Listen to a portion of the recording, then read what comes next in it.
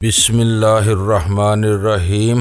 گمنام ہیرو کے معزز ناظرین السلام علیکم۔ آئیے چلتے ہیں کہانی کی طرف۔ پیٹر واک میں نے اپنے سر کو اسبات میں جنبش دیتے ہوئے کہا، پھر بظاہر پرسکون لہجے میں انگریزی میں سوال کیا، کیا یہاں غیر ملکیوں کے پولیس رجسٹریشن کا بھی رواج ہے؟ میں اطالوی ہوں اور فرانس کے ساتھ شاید اٹلی بھی یورپی مشترکہ منڈی کا رکن ہے۔ دوبارہ باوردی پولیس افسر اور ہوٹل کی انتظامیہ کے 3 سادہ پوش نمائندوں پر مشتمل وہ جماعت یقینی طور پر خیر سگالی کے کسی مشن پر مجھ سے ملاقات کرنے نہیں آئی تھی۔ اس خطرے کی داغ بیل اسی وقت پڑ گئی تھی جب ہوٹل کے چیک ان کلرک نے میرے پاسپورٹ کی تصویر کا میرے بدن پر موجود لباس سے موازنہ شروع کر دیا تھا۔ یہ اور بات تھی کہ میں اپنے طور پر اس خطرے کا ادراک کرنے سے یکسر قاصر رہا تھا، اور جب بیرا نے چند منٹ قبل صحیح صورتحال کا اندازہ لگایا تو تاخیر ہو چکی تھی، کیونکہ وقت ہمارے ہاتھوں سے نکل گیا تھا۔ چیک ان کلرک کو اپنے شبہات ہوٹل کے اعلیٰ افسران اور پھر مقامی پولیس تک پہنچانے کے لیے کافی وقت مل گیا تھا، اور اس سے قبل کہ میں بیرا کے ساتھ ہوٹل سے خاموشی کے ساتھ فرار ہوتا، پولیس میرے دروازے پر آ چکی تھی۔ میرے لیے وہ صورتحال بہت سنگین اور خطرناک تھی۔ ایک بار پولیس کی گرفت میں آنے کے بعد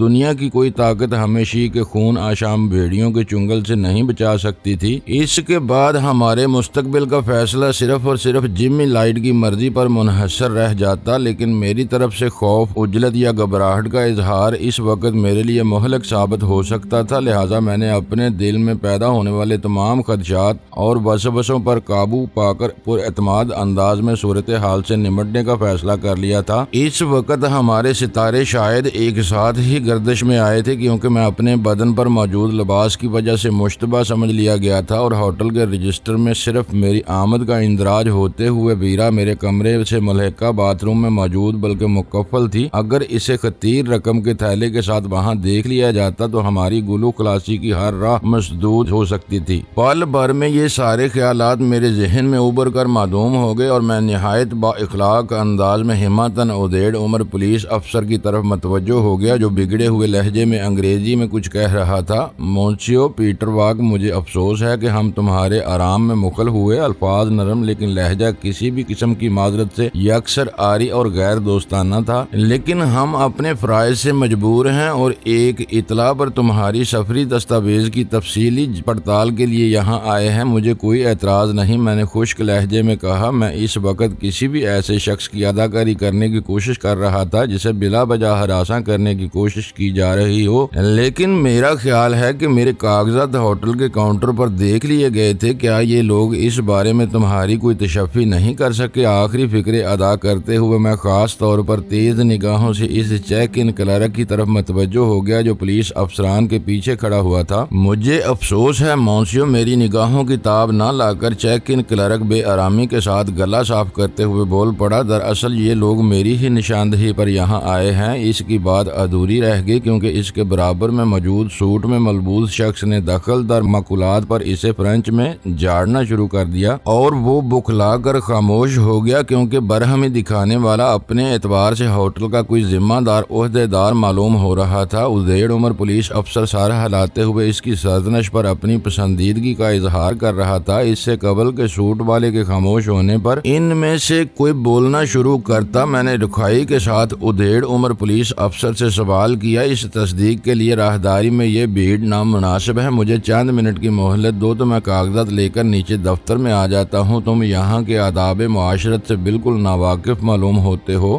وہ عملاً مجھے اپنی راہ سے ایک طرف دھکیل کر کمرے میں داخل ہوتے ہوئے بولا، میزبان کا فرض ہوتا ہے کہ اپنی ناپسندیدگی کے باوجود دروازے پر موجود مہمانوں کو اندر آنے کے لیے کہے، اور ہمیں تم سے اسی شائستگی کی توقع تھی جو پوری نہیں ہوئی، اس لیے ہم خود ہی اندر آئے جاتے ہیں۔ کاغذات میں کوئی گڑبڑ نہ ہوئی تو ہم چند منٹ میں واپس چلے جائیں گے۔ اس کی تقلید میں باقیہ چاروں بھی کمرے میں گھس آئے۔ میرے قریب سے گزرتے ہوئے کلرک نے بے بسی سے میری طرف دیکھا، جیسے کہہ رہا ہو کہ اسے اپنی رپورٹ کی بنا پر اتنی سنجیدہ اور سخت کارروائی کی امید نہیں تھی۔ یہ رہے میرے کاغذات۔ دروازہ بند کر کے پلٹتے ہوئے میں نے اپنے ہاتھ میں موجود لفافہ پولیس افسر کی طرف بڑھا دیا تاکہ وہ کوئی اور موضوع نہ نکال سکے۔ خوب، تو یہ تم ہاتھ میں ہی لیے پھر رہے تھے؟ اس نے مجھے گھورتے ہوئے طنزیہ لہجے میں کہا۔ تم نہ آتے تو میں خود نیچے کاؤنٹر پر جا رہا تھا۔ مجھے کچھ مقامی کرنسی تبدیل کرانا تھی جس کا اندراج پاسپورٹ پر ہونا ضروری ہوتا ہے۔ میں نے برجستہ جواب دیا۔ پولیس افسر نے کوئی تبصرہ کیے بغیر لفافے میں سے میرا پاسپورٹ نکالا اور اس کا تصویر والا صفحہ کھول کر نہایت باریکی کے ساتھ بار بار تصویر سے میرا موازنہ کرنے لگا۔ اس دوران میں اس نے صفحہ الٹ پلٹ کر تصویر کا معائنہ کیا، لیکن جعل سازی اتنی مہارت کے ساتھ کی گئی تھی کہ تصویر پر لگی ہوئی ابھرے ہوئے حروف والی اطالوی محکمہ داخلہ کی مہر عین پرانی مہر کے نشان پر ثبت کی گئی تھی۔ اس ورزش سے فارغ ہو کر پاسپورٹ کی ورق گردانی کرتے ہوئے وہ ایک صفحے پر رک گیا۔ فرانس کب آئے ہو؟ اس نے میری آنکھوں میں آنکھیں ڈال کر سوال کیا۔ دراصل اسے میرے تاثرات یا گفتگو میں گھبراہٹ کی تلاش تھی جو تجربے کار افسروں کو فوراً ہی مجرم کا سراغ دے دیتی ہے، لیکن میں نے بھی گھاٹ گھاٹ کا پانی پیا ہوا تھا، اس لیے اب تک وہ اپنی کوششوں میں ناکام رہا تھا۔ اسی ماہ کی 22 تاریخ کو پیرس کے اورلی ایئرپورٹ سے فرانس میں داخل ہوا تھا۔ میں نے اپنے جعلی پاسپورٹ پر کیے ہوئے اندراجات دہرا دیے۔ یہ تو درست ہے، اس نے ایک گہرا سانس لے کر پاسپورٹ بند کر دیا، لیکن یہ بات ہر وہ شخص بتا سکتا ہے جس نے ایک بار بھی چند منٹ کے لیے یہ پاسپورٹ دیکھا ہو۔ تم کیا کہنا چاہ رہے ہو؟ میں نے قدرے تیزی کے ساتھ سوال کیا۔ مجھے ابھی تک یہ نہیں بتایا گیا کہ یہ کارروائی کس بنا پر کی جا رہی ہے۔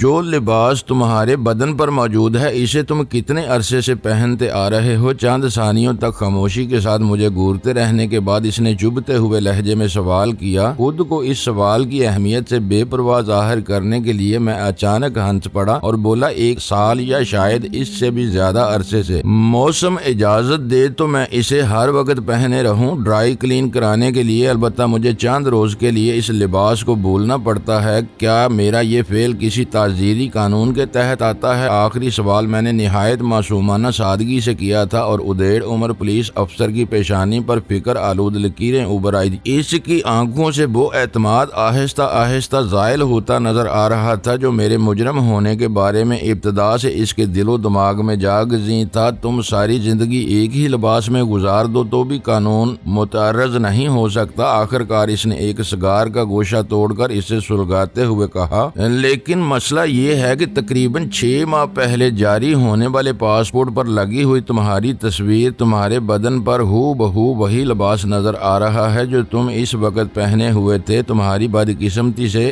اس وقت مارسلز کے حالات خراب ہیں، اس لیے تمہیں نظر انداز نہیں کیا جا سکتا۔ اسے جو کہنا تھا وہ کہہ گزرا تھا اور اس نے قدرے مبہم انداز میں اپنا مدعا بھی واضح کر دیا تھا، مگر میں جارحانہ رویہ اختیار کر کے اس پر اپنی سبقت برقرار رکھنا چاہتا تھا، اس لیے رد عمل میں آنکھیں پھیلا کر تحیر آمیز لہجے میں بولا، کہیں تم یہ تو نہیں کہنا چاہ رہے کہ میرا پاسپورٹ جعلی ہے اور اس پر حال ہی میں پرانی تصویر نکال کر میری تازہ تصویر چپکائی گئی ہے جس کا ثبوت لباس کی یکسانیت ہے؟ تم کافی ذہین ہو، وہ ہمدردانہ لہجے میں بولا۔ موجودہ حالات میں ہم یہی فرض کرنے پر مجبور ہیں تا وقتی کہ تم اپنی بے گناہی ثابت نہ کر دو، اس کے لیے تمہیں ہر جائز سہولت فراہم کی جائے گی۔ اس وقت تک میری قانونی حیثیت کیا ہوگی؟ میں نے احتجاج آمیز لہجے میں سوال کیا۔ تم حوالات میں رہو گے، وہ شانے اچکا کر نرمی کے ساتھ بولا۔ میں نے بہتیرا احتجاج کیا، اسے اپنے سفارت خانے سے رجوع کرنے کی کھوکھلی دھمکی بھی دی، لیکن وہ اپنا ہمدردانہ لہجہ برقرار رکھنے کے باوجود اپنا موقف تبدیل کرنے پر آمادہ نہ ہوا۔ البتہ اس نے یہ یقین دہانی ضرور کرا دی کہ میرے بارے میں جلد از جلد کسی نتیجے پر پہنچنے کی کوشش کی جائے گی۔ اس دوران اگر میں چاہتا تو ہوٹل مارکویس میں اپنے کمرے کی بکنگ برقرار رکھ سکتا تھا۔ غنیمت یہ تھا کہ اس دوران کسی کو بھی باتھ روم پر کوئی شبہ نہیں ہوا تھا اور نہ ہی ویرا نے اندر کوئی آہٹ پیدا کرنے کی حماقت کی تھی۔ سب سے بڑا مسئلہ باتھ روم سے ویرا کی خلاصی کا تھا۔ مجھے یقین تھا کہ وہ شروع سے آخر تک ہونے والی گفتگو کا ایک ایک لفظ سن رہی تھی اور اسی کی روشنی میں اپنا لائحہ عمل طے کر چکی ہوگی۔ نئی چیزوں کے جہاں بہت سے نقصانات ہیں وہیں ان گنت فائدے بھی ہیں۔ کچھ دیر میں ویرا کی آزادی کے بارے میں فکر مند رہا، لیکن پھر خیال آیا کہ نہ صرف ہوٹل مارکویس بلکہ دنیا کے تقریباً ہر ہوٹل میں الگ سے لگائے جانے والے وزنی تالوں کا سلسلہ مدتوں سے موقوف چلا آ رہا تھا اور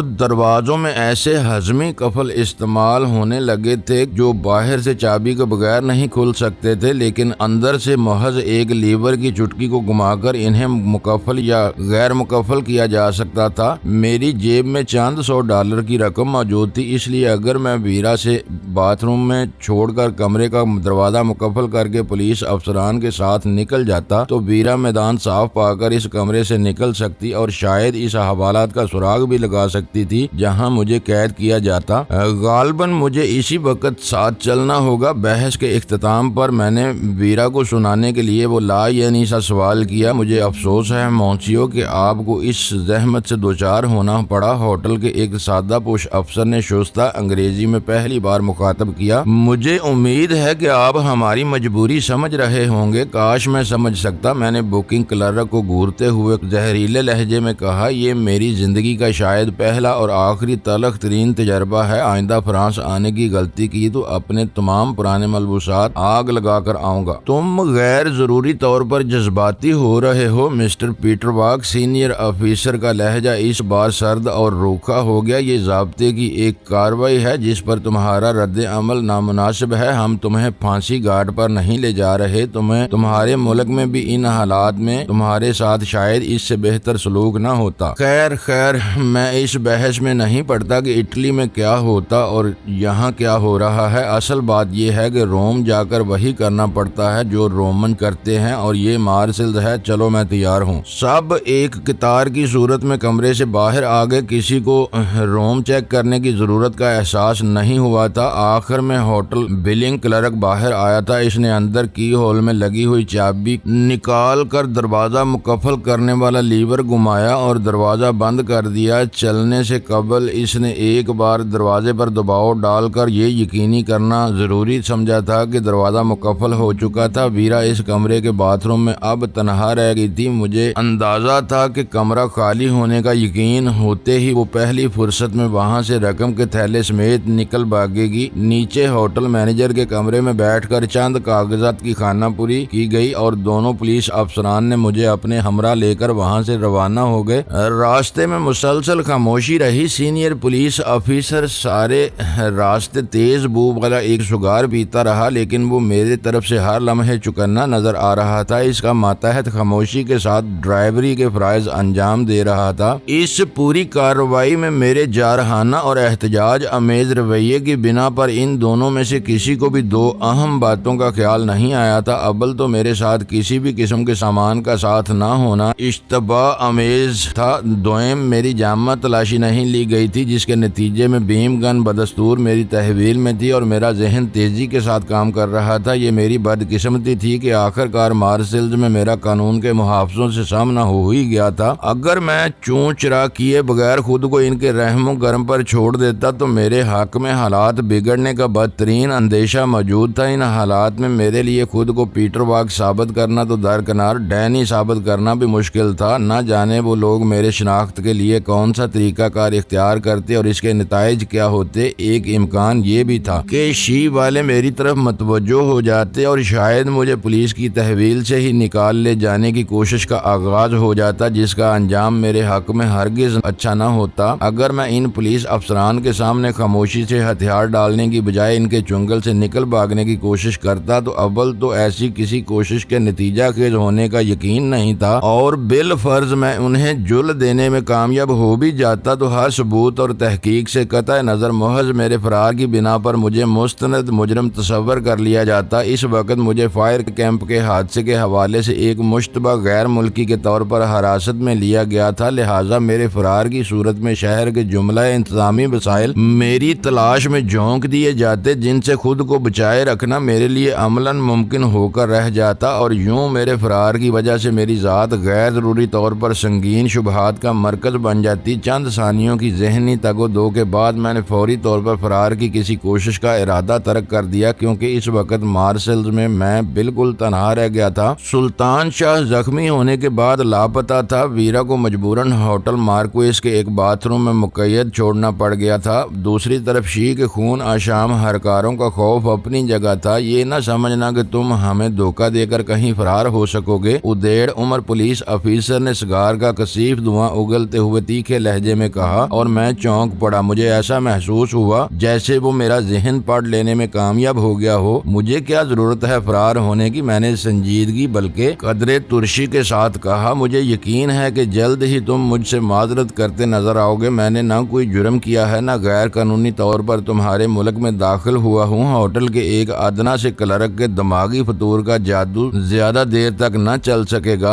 تم اسے جو چاہو کہو، لیکن میں دل سے اس کی غیر معمولی قوت مشاہدہ کا معترف ہوں۔ وہ بولا، لاکھوں میں ایک آدھ ہی آدمی جزیات پر اتنی گہری نظر رکھتا ہے۔ ہو سکتا ہے کہ میں اسے اپنے محکمے میں کوئی معقول ملازمت دلانے میں کامیاب ہو جاؤں۔ ایسے لوگ پیدائشی سراغرساں ہوتے ہیں۔ ہو سکتا ہے کہ ایسے لوگوں کی پیدائش ہی کسی سراغرسانی کا نتیجہ ہوتی ہو۔ میں نے برا سا منہ بنا کر کہا، ویسے تم میرے بارے میں کس طرح اپنی تشفی کرو گے؟ بین الاقوامی جرائم اور مجرموں کے لیے ہمارا ایک علیحدہ شعبہ ہے۔ وہ سگار کا ایک گہرا کش لے کر بولا، تم ہماری تحویل میں رہو گے، تمہارے کاغذات اس شعبے کو بھیج دیے جائیں گے۔ وہ ٹیلیکس یا فیکس کے ذریعے اٹلی سے تمہارے کاغذات کی رپورٹ لیں گے اور مسئلہ طے ہو جائے گا۔ میں سوچ میں پڑ گیا۔ ٹیلیکس کی حد تک تو بات تسلی بخش تھی کہ اس خود کار مشین پر حروف کی صورت میں دنیا کے کسی بھی گوشے میں پیغام بھیجا اور وصول کیا جا سکتا ہے، اور الفاظ میں میری تصویر کی تصدیق یا تردید حاصل کرنا دشوار تھا۔ صرف دوسرے کوائف پڑتال کے لیے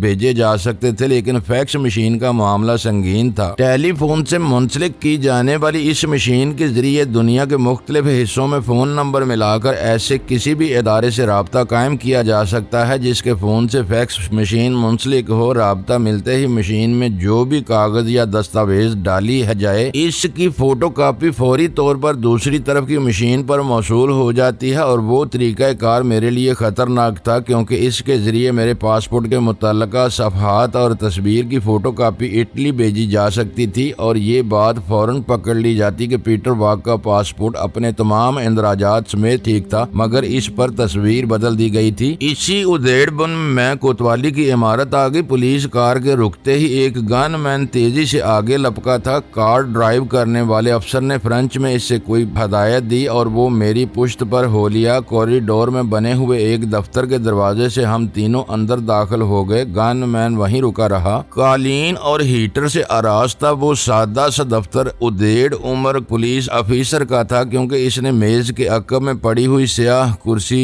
سنبھال لی تھی۔ اس کے اشارے پر ہم دونوں اس کے مقابل بیٹھ گئے۔ میں کرسی پر بے چینی کے ساتھ پہلو بدلتے ہوئے کہا، کیا واقعی کوئی بیگ بھی تھا تمہارے ساتھ؟ اس نے بے اعتباری سے سوال کیا۔ چند ثانیے قبل میں خود یہ سوچ رہا تھا کہ میرا خالی ہاتھ فرانس کیسے آ گئے۔ ہوٹل میں کسی نے تمہارے ہاتھ میں بیگ دیکھا تھا؟ کسی اور کے بارے میں دعویٰ نہیں کر سکتا، لیکن ہوٹل کا پورٹر میرے حق میں گواہی دے گا کیونکہ وہی میرا بیگ اٹھا کر کمرے میں لے گیا تھا۔ اس کے بعد نہ میں کہیں گیا اور نہ کوئی میرے پاس آیا۔ اوہ، بیگ میں ابھی منگوائے لیتا ہوں۔ اس نے میز پر رکھا ہوا فون اپنی طرف کھسکا کر غالباً ہوٹل کا نمبر ڈائل کرنا شروع کر دیا تھا۔ اسے زبانی یاد تھا۔ فون پر فرانچ میں چند منٹ تک گفتگو کرنے کے بعد سائمن نے سلسلہ منقطع کر دیا اور مجھ سے بولا، تمہارا بیگ تھوڑی دیر میں یہاں پہنچا دیا جائے گا۔ اتنی دیر میں تم اپنی قانونی حراست کا انجام دیکھ لو۔ اس میں تمہاری تحویل سے برآمد ہونے والی ان چیزوں کا اندراج بھی کیا جائے گا جو ہم اپنے قبضے میں لیں گے۔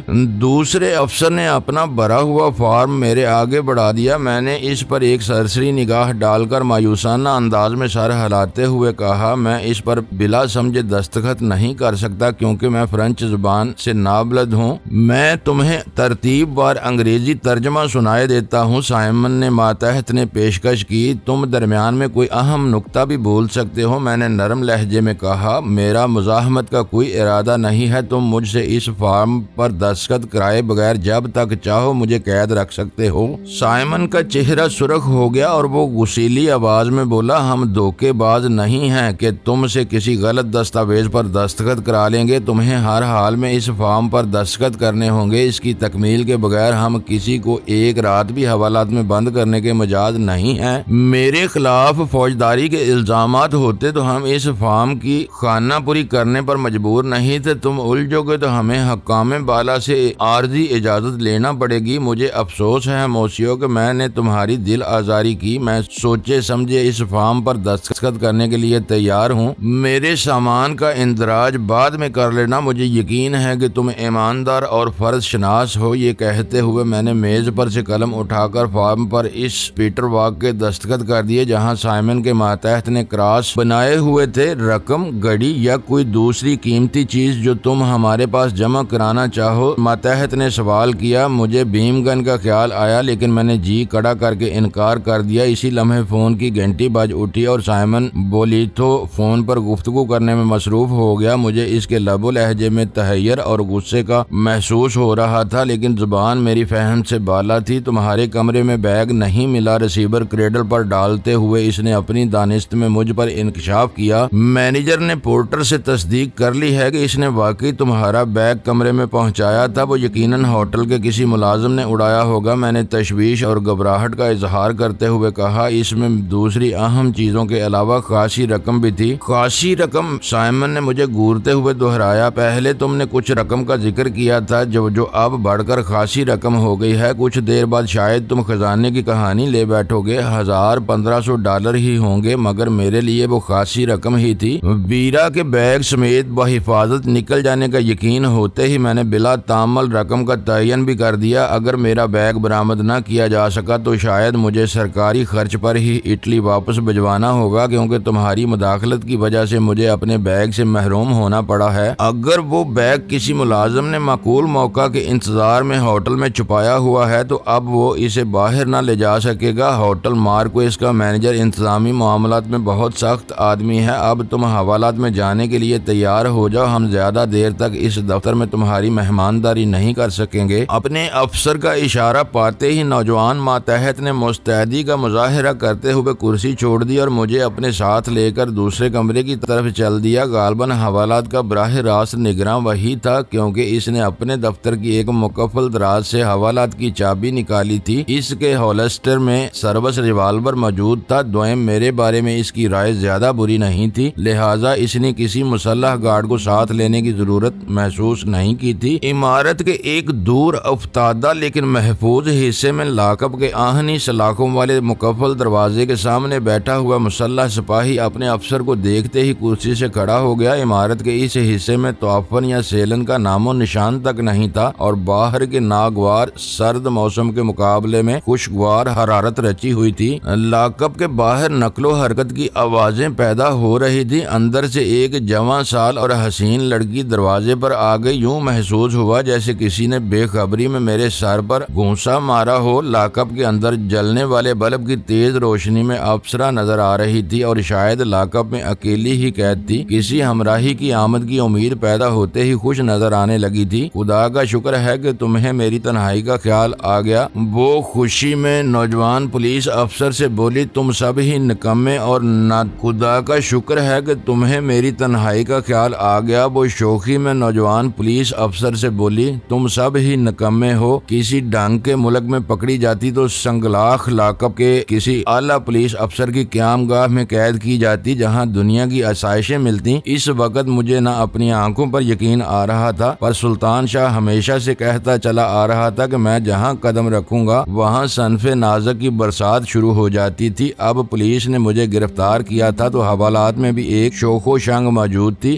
جس کے آزادانہ خیالات مجھ جیسے خطا کار کے لیے حوصلہ افزا تھے، اور سب سے بڑی بات یہ تھی کہ نیلی آنکھوں سرخی مائل سفید رنگت کے باوجود وہ انگریزی بول رہی تھی۔ تمہارا مطلب تھا کہ فرانس کی بے وفا سرزمین سے اس کا دور کا تعلق نہیں تھا؟ اس لڑکی سے ذرا دور ہی رہنا، نوجوان افسر نے مجھے حوالات میں دھکیلتے ہوئے کہا۔ اس پر سنگین الزامات ہیں اور یہ انٹرپول کو مطلوب ہے۔ ہو سکتا ہے کل اسے لے جانے والی ٹیم یہاں پہنچ جائے۔ اس نے برا سا منہ بنا کر تنفر امیز لہجے میں انٹرپول اور اس والی ٹیم کو چند گندی گالیاں دیں، پھر گررائی۔ تم اپنے تمام مشوروں کے باوجود اسے مجھ سے دور نہ رکھ سکو گے۔ قیدی ایک دوسرے کے دوست، ہمدرد اور ہمراز ہوتے ہیں۔ تم اس آفاقی نفسیات کو فکروں سے نہیں بدل سکتے۔ سنتری سلاخوں والا دروازہ دوبارہ مقفل کر رہا تھا۔ نوجوان نے مجھے گورتے ہوئے کہا، یہ یاد رکھنا کہ تم حوالات میں ہو، کسی کے ساتھ تفریح گاہ میں نہیں ہو۔ تم بے فکر رہو۔ میں نے اس کی بات کاٹ کر کہا، میں ایک